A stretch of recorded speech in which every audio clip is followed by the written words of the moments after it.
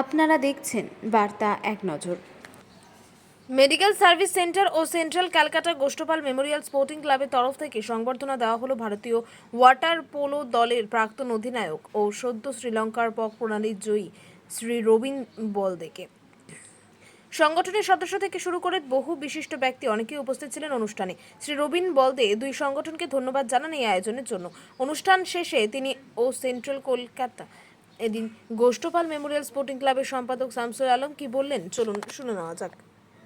জানেন যে পরিবেশ আন্দোলনের অক্লান্ত যোদ্ধা এবং ওয়াটার পোলো ভারতীয় দলের প্রাক্তন অধিনায়ক এবং প্রখ্যাত সাঁতারু রবিন বলদে, তিনি সম্প্রতি শ্রীলঙ্কার পক প্রণালী পার করেছেন এবং তিনি ইংলিশ চ্যানেল পার করার জন্য তিনি রওনা দিচ্ছেন। তাকেই আজকে আমরা সংবর্ধনা দেওয়ার উদ্দেশ্যে আজকের এই সংবর্ধনা অনুষ্ঠান ছিল।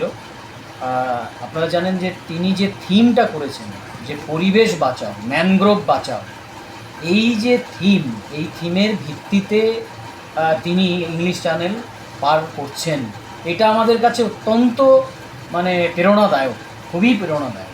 এবং যে পরিবার থেকে উঠে এসছেন, অত্যন্ত দরিদ্র পরিবার থেকে উঠে এসছেন, সেই পরিবার থেকে উঠে এসে তিনি যে অক্লান্ত পরিশ্রম করেছেন এবং যেভাবে লড়াই করছেন, এটাই তাকে কুর্নিশ জানানোর জন্য, তাকে আরও উৎসাহিত করার জন্য আমরা central Calcutta Gosthapal memorial sporting club এবং মেডিকেল সার্ভিস সেন্টার পক্ষ থেকে আমরা আজকের এই সংবর্ধনা অনুষ্ঠান করেছি।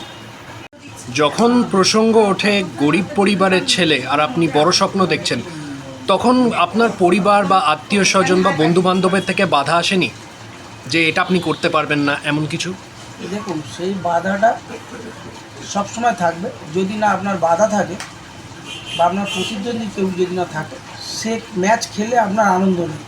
আর বাধাটা সবসময় থাকা স্বাভাবিক, কারণ আমি যে জায়গা থেকে বড় হচ্ছি, যে বন্ধুদের সাথে মিশি, তারা কোথায় আমি কোথায়, হ্যাঁ, এই ওদের ওই বাধাটাই হচ্ছে কি আমার এগিয়ে যাওয়ার চলার পর, সেটা আমার কাছে একটা আশীর্বাদ।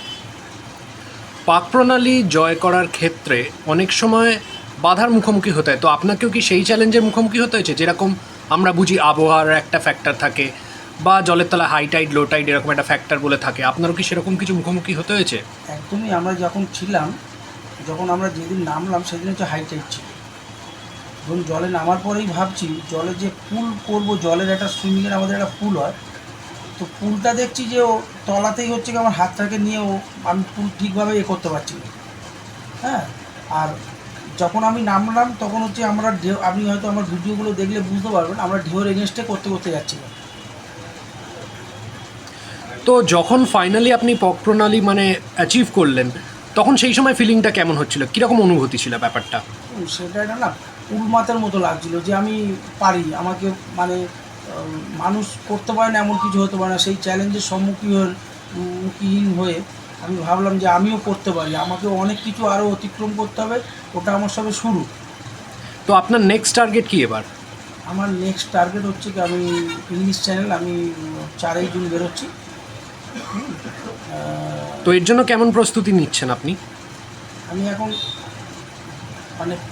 একদম টপ জায়গায় প্রস্তুতি নিয়ে চলে গেছি। তো কীরকম এখন কতদিন ধরে আপনি নিচ্ছেন এগুলো? আমি মেন্টালি প্রিপারেশান নিয়েছি 1.5 বছর আগে থেকে, কারণ আমি অ্যাকচুয়াল কোনো অনুষ্ঠান বাড়ি